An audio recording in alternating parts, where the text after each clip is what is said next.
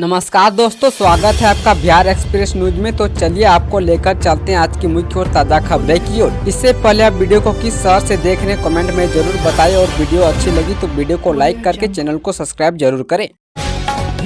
Teacher के transfer को लेकर नई गाइडलाइन जारी। सक्षमता परीक्षा पास शिक्षक ही कर सकेंगे अप्लाई। बिहार में शिक्षकों के लिए शुक्रवार को नई गाइडलाइन जारी की गई है। अब टीचर्स को वर्तमान पोस्टिंग और चॉइस पोस्टिंग के बीच की दूरी बतानी होगी। इस शिक्षा कोष पोर्टल पर सारी जानकारी डालने के बाद टीचर अपना लिखित आवेदन स्कैन कर अपलोड करेंगे। इसके बिना फॉर्म सबमिट नहीं माना जाएगा। इस नई गाइडलाइन के अनुसार ट्रांसफर लेने के लिए टीचर को कुल 7 ऑप्शन भरे जाएंगे। इन्हीं के आधार पर टीचर का ट्रांसफर होगा। 16,000 करोड़ की लागत से बिहार में बिछेगा सड़कों का जाल, गया को मिलेगी जाम से मुक्ति। केंद्रीय मंत्री गडकरी गुरुवार को बिहार दौरे पर थे। इस दौरान उन्होंने प्रदेश को 16,000 करोड़ रुपए की सौगात दी। गया में कार्यक्रम को संबोधित करते हुए केंद्रीय मंत्री ने कहा कि गया ऐतिहासिक, धार्मिक और पौराणिक शहर है। यहाँ की सड़कों पर बराबर जाम की समस्या रहती है। गया शहर को जाम से मुक्ति दिलाने के लिए मोदी सरकार ने विस्तृत कार्य योजना बनाई है। गया शहर को जाम से मुक्ति दिलाने के लिए चाकंद से दोमुहान तक 164 करोड़ की लागत से 4 लेन का शिलान्यास किया गया है। साथ ही गया एयरपोर्ट पर जाने के लिए भी 64 करोड़ की लागत से दोमुहान से पहाड़पुर तक सड़क का चौड़ीकरण होगा। केंद्रीय मंत्री ने चाकंद से दोमुहान 4 लेन सड़क और दोमुहान से पहाड़पुर सड़क के चौड़ीकरण को 2026 तक पूरा करने की बात कही। बिहार के टीचर समझ ले, ट्रांसफर का गुनागणित ऐसे नहीं मिलेगा तबादला। अगर आप भी बिहार में सरकारी टीचर है तो ये खबर आपके काम की है। अगर आप भी अपना ट्रांसफर चाहते हैं तो इसके लिए नियम कायदे समझ लीजिए। राज्य सरकार की ओर से इसको लेकर कुछ गाइडलाइन बनाई गई है। साथ ही बिहार के टीचर कब इसके लिए आवेदन कर सकेंगे, इसकी तारीख भी घोषित कर दी गई है। बिहार में सरकारी टीचरों के ट्रांसफर को लेकर जो गाइडलाइन जारी की गई है उसके मुताबिक इसके लिए वही टीचर योग्य माने जाएंगे जिन्होंने बीपीएससी सक्षमता परीक्षा पास की हो। इन परीक्षाओं को पास करने वाले शिक्षक ही ट्रांसफर के लिए आवेदन कर सकेंगे। शिक्षा विभाग की ओर से शिक्षकों के ट्रांसफर को लेकर नया आदेश जारी किया गया है, जिसमें इसकी जानकारी दी गई है। शिक्षा विभाग के अपर मुख्य सचिव एस सिद्धार्थ की ओर से जारी निर्देश के मुताबिक अब बिहार में 1 दिसंबर से 15 दिसंबर तक ट्रांसफर के लिए आवेदन किए जा सकेंगे।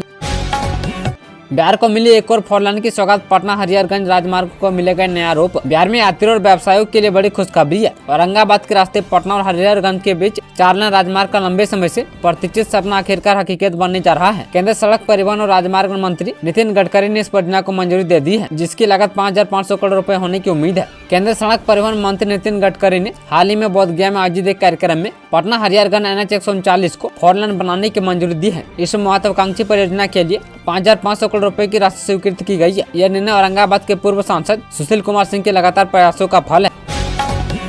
आधार कार्ड क्या है, बिहार में 25 लाख बच्चों का क्यों नहीं बन पा रहा, जानिए सब कुछ। बिहार के सरकारी स्कूलों में पढ़ाई कर रहे करीब 25 लाख ऐसे बच्चे हैं जिनके आधार कार्ड अभी तक नहीं बने हैं। आधार संख्या इस शिक्षा कोष पोर्टल पर अपलोड नहीं है। ऐसे में इनका परमानेंट एजुकेशन नंबर जनरेट करने और आधार कार्ड बनाने में समस्या आ रही है। बता दें कि शिक्षा मंत्रालय ने सभी बच्चों को 1 नेशन 1 ID के तहत आधार ID कार्ड बनाने के लिए आधार कार्ड का होना अनिवार्य है। बिहार शिक्षा परियोजना परिषद की ओर से आधार कार्ड बनाने के लिए सभी डीओ को आदेश दिया गया है। जिन बच्चों का इस शिक्षा कोष पोर्टल पर आधार की प्रविष्टि हो गई है उन बच्चों के आधार की प्रविष्टि यू-डैश पोर्टल पर भी कराई जाएगी। ऐसे में जिन बच्चों के पास आधार नहीं है उनका आधार कार्ड बनाने में समस्या आएगी।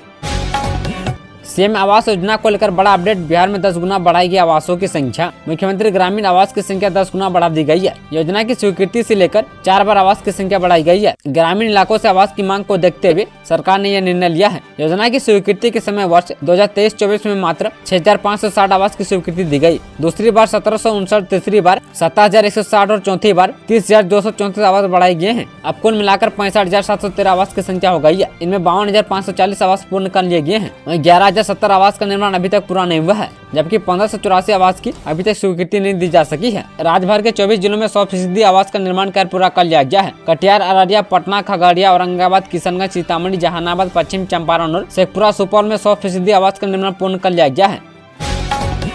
बिहार के 28 जिला परिषदों में रिक्त 15,610 पदों पर बहाली। पंचायती राज विभाग जिला परिषदों में 15,610 पदों पर अस्थायी व संविदा के आधार पर नियुक्ति की जानी है। इसमें 4,351 अस्थायी पद है, जबकि 11,259 संविदा वाले पद शामिल है। अस्थायी पदों पर नियुक्ति बिहार लोक सेवा आयोग और बिहार कर्मचारी सेवा आयोग द्वारा की जानी है। इसके अलावा लेखपाल, तकनीकी सहायक और कार्यपालक सहायक, डाटा एंट्री ऑपरेटर, ग्राम कचहरी सचिव और ग्राम कचहरी न्याय मित्र की नियुक्ति जिला अधिकारी द्वारा गठित चयन समिति द्वारा की जानी है। अभी तक राज्य के 10 जिलों द्वारा संविदा वाले पदों पर नियुक्ति की गई है। शेष 28 जिलों को इन पदों पर शीघ्र नियुक्ति का निर्देश दिया गया है। डीएम की अध्यक्षता में कमेटी बनाकर जिला परिषद में होगी संविदा पर बहाली की जाएगी।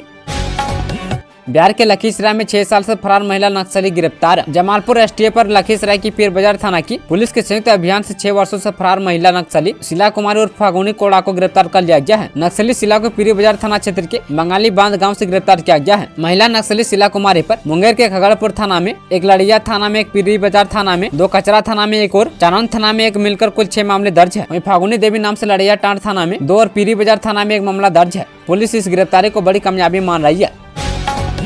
दिल्ली में बैठ बिहार बीजेपी ने सेट किया 6 महीने का टारगेट। बिहार में 2025 में विधानसभा चुनाव होने हैं। करीब 10 महीने पहले से ही बीजेपी एक्टिव मोड में आ गई है। शुक्रवार को दिल्ली में बिहार बीजेपी नेताओं की बैठक केंद्रीय मंत्री गिरिराज सिंह के आवास पर हुई है, जहां पार्टी ने अगले 6 महीने का लक्ष्य निर्धारित किया है। साथ ही लक्ष्यों को हासिल कैसे करना है इस विषय पर भी चर्चा हुई है। बता दें कि गिरिराज सिंह ने मीटिंग की तस्वीरें एक्स पर शेयर करते हुए लिखा कि आज दिल्ली स्थित हमारे आवास पर पार्टी की कोर कमेटी की छोटी टोली की बैठक आयोजित की गई। प्रदेश अध्यक्ष दिलीप जायसवाल ने कहा कि अगले 15 दिनों के बाद एक बड़ी कोर ग्रुप की बैठक की जाएगी, जिसमें हम लोग आगे की योजना पर मुहर लगाएंगे।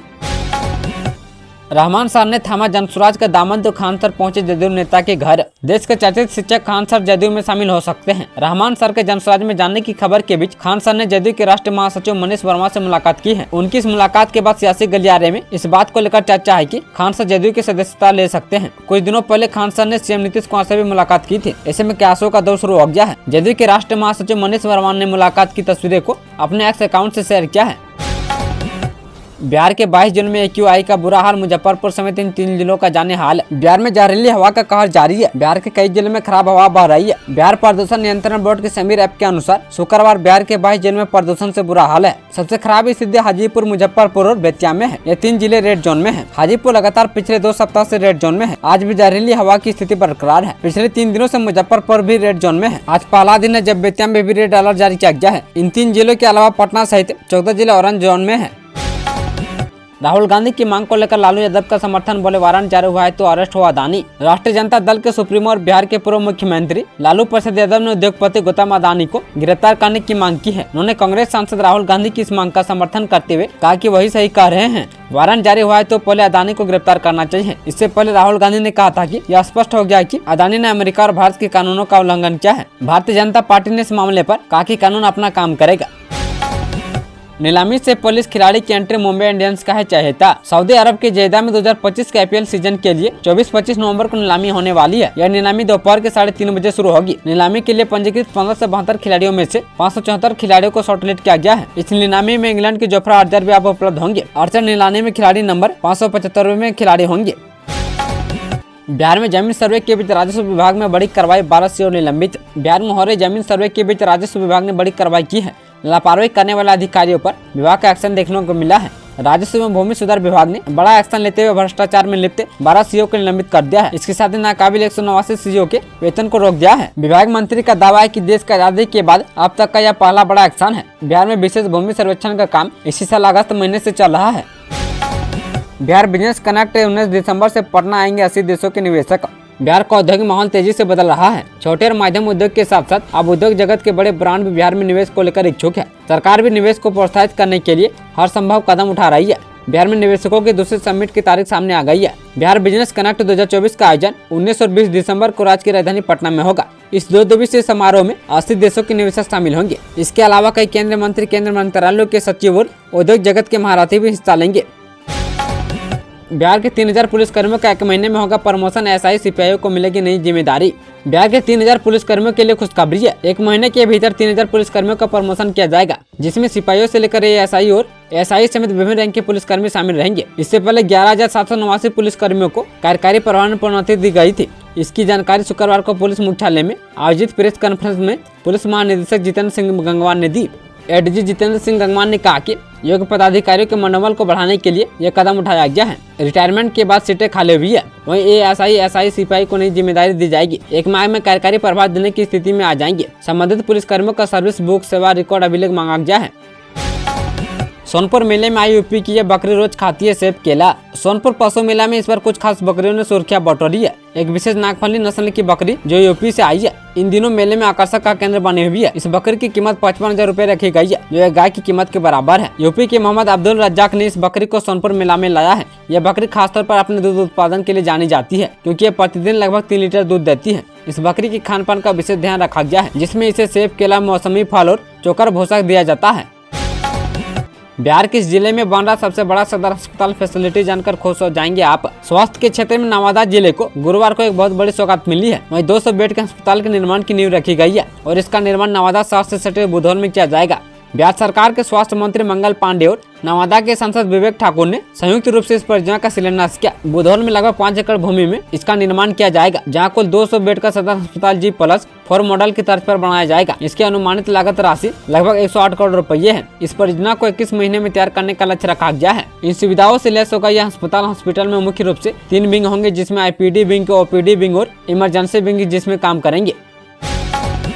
बिहार के शहर में 160 करोड़ की सरकारी जमीन पर अवैध कब्जा खाली कराने में प्रशासन फेल है। बिहार के मुजफ्फरपुर में नगर निगम की 160 करोड़ से अधिक की जमीन पर अवैध कब्जा है। इनमें दामोचक, मिठनपुरा, चंदवारा, धर्मशाला, पुरानी बाजार, जोरन, छपरा और कालीबाड़ी, सदरपुरा, माड़ीपुर समेत 40 जगहों पर 8 एकड़ से अधिक जमीन शामिल है। शहर के प्रमुख इलाकों से लेकर नदी तक के किनारे तक ये प्लॉट है। स्थिति यह कि खाली पड़ी जमीन पर मकान से लेकर अन्य अस्थायी निर्माण तक हो चुके हैं। साथ ही यह सिलसिला बढ़ता जा रहा है। DBR कंपनी का CMD मनीष जाएगा जेल। 200 से अधिक लड़कियों की यौन शोषण का है आरोपी। बिहार के चर्चित ठगी यौन शोषण कांड में बड़ा एक्शन होने वाला है। सैकड़ों युवक युवतियों ने नौकरी के नाम पर ठगी और यौन शोषण के मामले में आरोपी DBR यूनिक नेटवर्किंग कंपनी के निदेशक गोपालगंज जिले के मनीष सिन्हा की गिरफ्तारी के लिए वारंट जारी किया गया है। मुजफ्फरपुर से जेम कोर्ट से अजयपुर थाने के दुर्गा केस के IO जितेंद्र महतो ने वारंट प्राप्त कर लिया है। अब गोपालगंज के नगर थाना के करैया गाँव निवासी मनीष की गिरफ्तारी के लिए पुलिस टीम नोएडा स्थित उसके अस्थायी आवास आ जाएगी।